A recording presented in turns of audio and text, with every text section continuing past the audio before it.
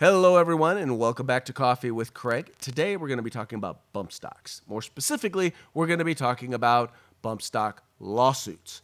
That's right. A Chicago firm has announced that they filed 14 additional lawsuits relating to the mass shooting that took place in Las Vegas. One of the companies that they are in fact suing is Slidefire, the maker of bump stocks, claiming that they were negligent and therefore should be liable for damages because their product were potentially or allegedly used in the shooting that took place in Las Vegas. Now, we already know that you are not able to sue firearms manufacturers if they've sold their product legally and their product is not defective. You can't sue them when someone goes out and utilizes their product to harm intentionally or not, to harm others.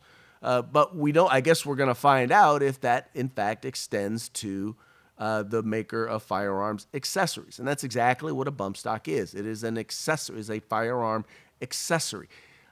We have an issue with this particular thing because, quite frankly, the question is whether or not the use of a legal product, a product that is sold legally, whether or not someone should be able to be sued for that. I mean, think about it.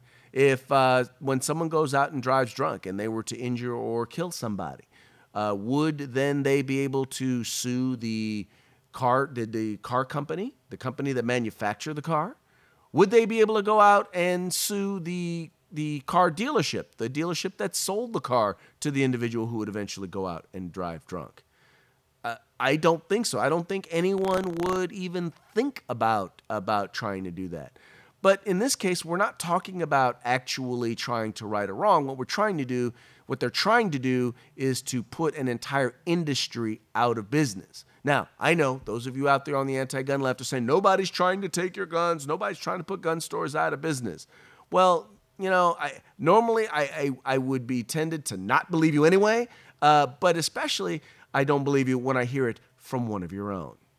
If you go to a gun and you legally purchase a gun, and then 3 days later, you go out and you start killing people, is the point of this lawsuit to hold the gun shop owner or the manufacturer of that gun liable?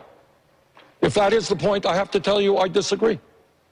I disagree because you hold people in terms of this liability thing, where you hold manufacturers' liability is if they understand that they're selling guns into an area that is getting into the hands of criminals. Of course they should be held liable. But if they are selling a product to a person who buys it legally, what you're really talking about is ending gun manufacturing in America. I don't agree with that. So just to be real clear, if someone knowingly sells a firearm that they know is going to be used in the commission of a crime, I'm pretty sure they have committed a crime. And if you sell to someone knowing that they are a straw purchaser, you have in fact committed a crime. So that's what he's talking about here. He's talking about the fact that, if you're selling a product to somebody and you have committed no crime and you have not been negligent, your product is not defective, you should not be able to be sued. Because the other thing that he wanted to acknowledge here is that the goal of these lawsuits is to put these folks out of business. Now, I don't know that anyone expects to really win these lawsuits, but I do know this. I do know that they do intend to bury these companies in legal fees and paperwork and lawsuits that can drag on for years and cost hundreds of thousands, if not millions of dollars. Even if they came out on the winning side, they could still wind up losing a whole bunch of money.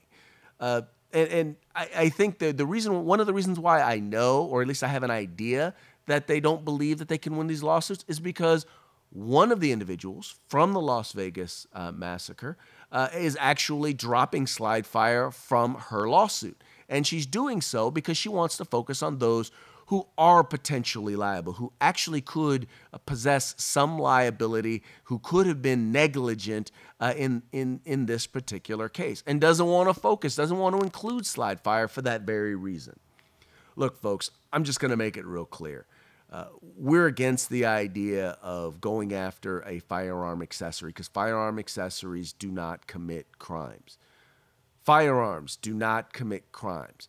People commit crimes. If you really, honestly, and truly, if you want to reduce the number of gun crimes, how about this? How about locking up criminals? How about suing state legislatures and governors who put criminals out on the streets, who reduce penalties for violent criminals who ought to be locked up, who then get out and then commit more acts of violence? Just saying, I think that would be a better use of your time, energy, and resources.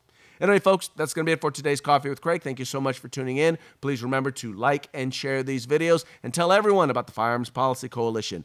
This is the home for the fight of civil rights. You take care.